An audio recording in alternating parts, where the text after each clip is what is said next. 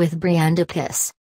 The big idea, the credibility gap, maybe chasm is a better word at this point, keeps widening for Donald Trump and his White House.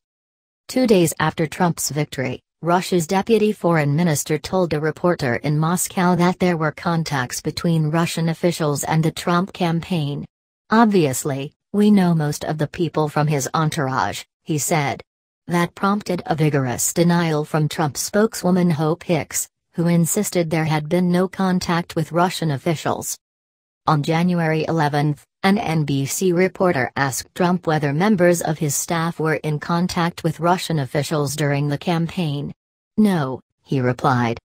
On January 15, Mike Pence was asked basically the same question on 2 Sunday shows. "Of course not," he replied on Fox and CBS. Yesterday afternoon, Sean Spicer stood by Trump's earlier denials during the daily briefing when questioned by ABC. From the lead story in today's New York Times, phone records and intercepted calls show that members of Donald J. Trump's 2016 presidential campaign and other Trump associates had repeated contacts with senior Russian intelligence officials in the year before the election, according to 4 current and former American officials. American law enforcement and intelligence agencies intercepted the communications around the same time they were discovering evidence that Russia was trying to disrupt the presidential election by hacking into the Democratic National Committee. The officials said the intercepted communications were not limited to Trump campaign officials, and included other associates of Mr. Trump. On the Russian side, the contacts also included members of the government outside of the intelligence services, they said. The call logs and intercepted communications are part of a larger trove of information that the FBI is sifting through as it investigates the links between Mr. Trump's associates and the Russian government, as well as the hacking of the DNC. As part of its inquiry, the FBI has obtained banking and travel records and conducted interviews. The Times reports that one of the advisors is Paul Manafort, who was Trump's campaign chairman for several months last year and previously worked as a consultant in Ukraine for a politician backed by the Kremlin. The paper's sources declined to identify the other Trump associates on the calls.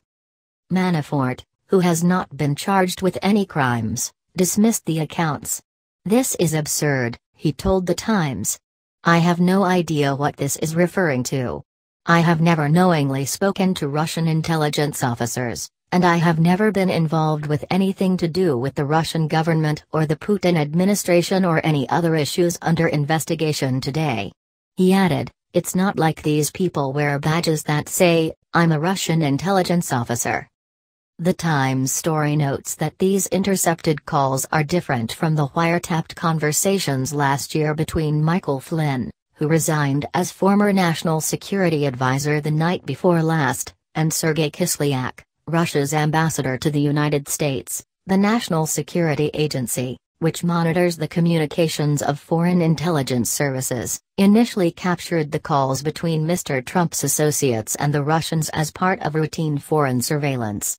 After that, the FBI asked the NSA to collect as much information as possible about the Russian operatives on the phone calls, and to search through troves of previous intercepted communications that had not been analyzed. The FBI has closely examined at least 3 other people close to Mr. Trump, although it is unclear if their calls were intercepted. They are Carter Page, a businessman and former foreign policy advisor to the campaign, Roger Stone, a longtime Republican operative, and Mr. Flynn. Get smart fast. A number of Pakistani salesmen found themselves at odds with national authorities after a court banned public observance of Valentine's Day, on the belief that the holiday celebrates Western vulgarity and promiscuity.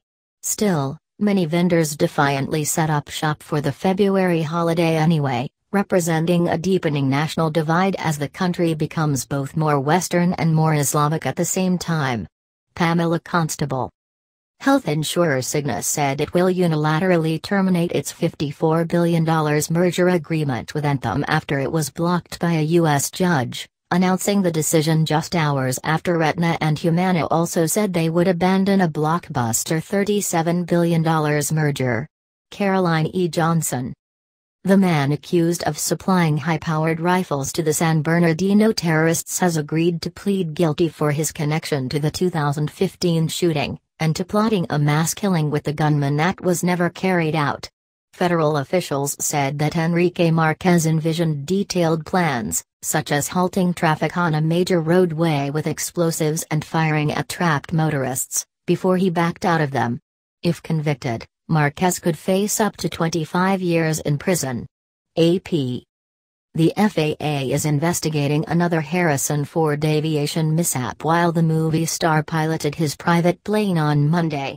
He reportedly missed the runway on which he was supposed to land and aimed for a taxiway instead, crossing over the top of a 110-person American Airlines flight before landing.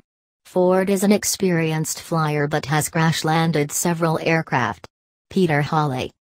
The CDC reported more evidence of progress against HIV this week, citing an 18% decline in the number of U.S. infections between 2008 and 2014, after numbers remained stagnant for more than a decade.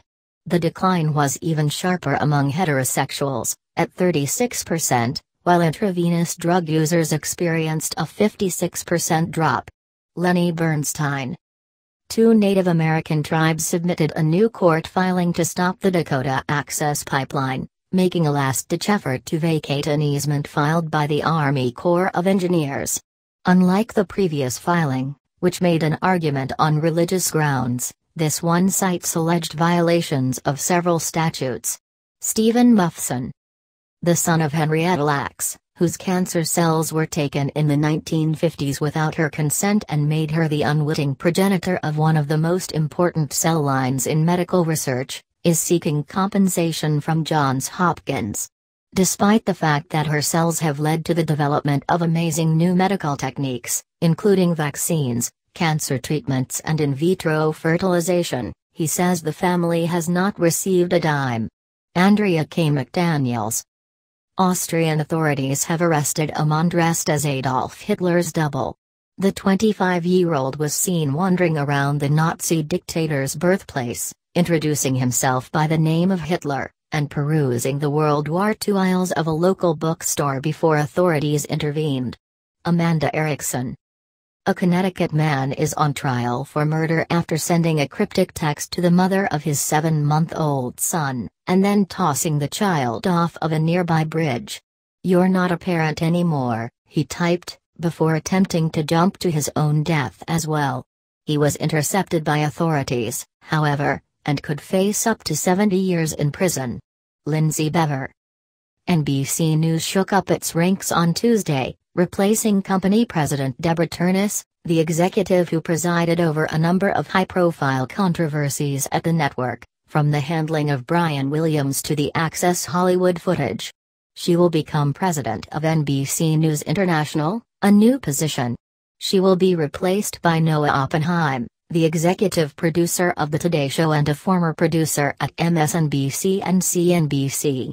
Paul Farhi. A naked man assaulted another man at the entrance of NBC News's Washington bureau, hitting and pushing him to the ground before running inside the building and biting another man who helped restrain him. AP. The American Girl company announced the creation of its very first boy doll, Logan Everett. He will help bolster the collection of modern American Girl dolls, as the company moves to move past the historical backstories that first made the dolls a household name. New York Times. Kate Upton, the niece of Representative Fred Upton, Republican Michigan, will be on the cover of the Sports Illustrated swimsuit edition for the third time. People suit edition for the third time.